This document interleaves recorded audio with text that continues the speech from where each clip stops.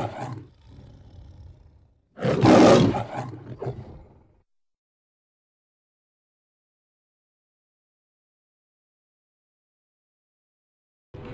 Pula, sa Puti, ni Francisco Soc A. Rodrigo.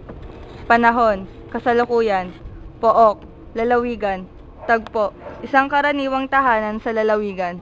Ang pintuan sa likuran ay patungo sa labas, ang sa kanan ay patungo sa kusina. Matatambad sina Siling at Kulas, mag-asawa.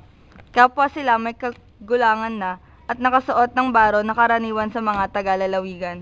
Nagsusulsi si Siling samantalang si Kulas naman ay naghihimas ng tinali.